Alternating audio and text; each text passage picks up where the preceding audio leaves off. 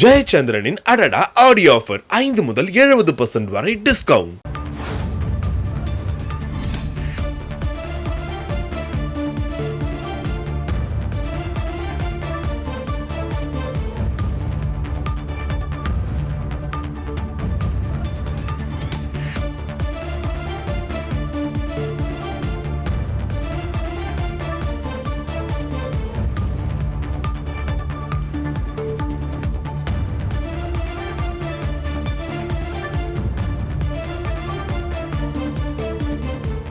அமித்ஷா மீது மசோதாவை கிழித்து வீசிய எதிர்க்கட்சியினரால் பெரும் பரபரப்பு ஏற்பட்டிருக்கிறது. மேலும் விவரங்களை எமது செய்தியாளர் ரமேஷ்குமார் வழங்க கேட்கலாம்.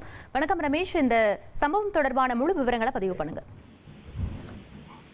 அதாவது தீவிர குற்ற வழக்குகளில் கைது செய்யப்பட்டு 30 நாட்கள் சிறையில் இருக்கும் பிரதமர், மத்திய அமைச்சர், மாநில முதல்வர் மற்றும் மாநில அமைச்சர்களை பதவி நீக்கம் வகை செய்யும் அரசியல் சாசன சட்ட திருத்த மசோதாவை உள்துறை அமைச்சர் அமித்ஷா இன்று மக்களவையிலே அறிமுகம் செய்தார்.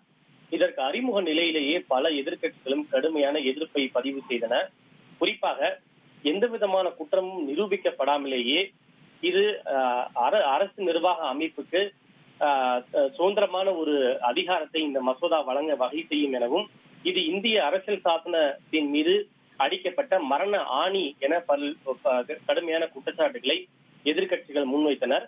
காங்கிரஸ் கட்சியின் சார்பில் பேசிய கே.சி. வேணுகோபால், அமித்ஷா அவர்கள் குஜராத்தில் கலவரம் நடைபெற்ற போது அப்போது அமைச்சராக இருந்தாரே, இன்று தார்மீக பொறுப்பேற்று அமைச்சர் பதவியை ராஜினாமா செய்ய வேண்டும் என்று கூறும் அமித்ஷா அவர்கள் தான் சிறைக்கு சென்ற போது தன்னுடைய அமைச்சர் பதவியை ராஜினாமா செய்தாரா என்ற ஒரு கேள்வியை எழுப்பினார்.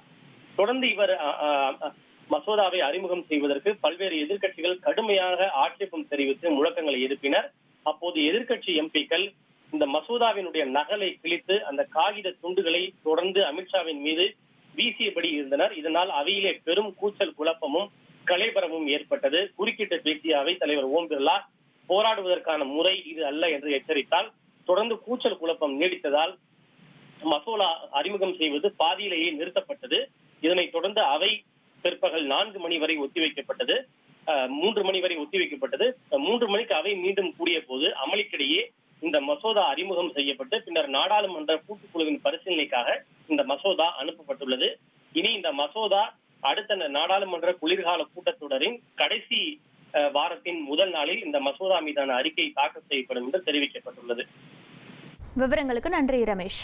ஜெயச்சந்திரனின் அடடா ஆடியோ ஆஃபர் 5 முதல் 70% வரை டிஸ்கவுண்ட்.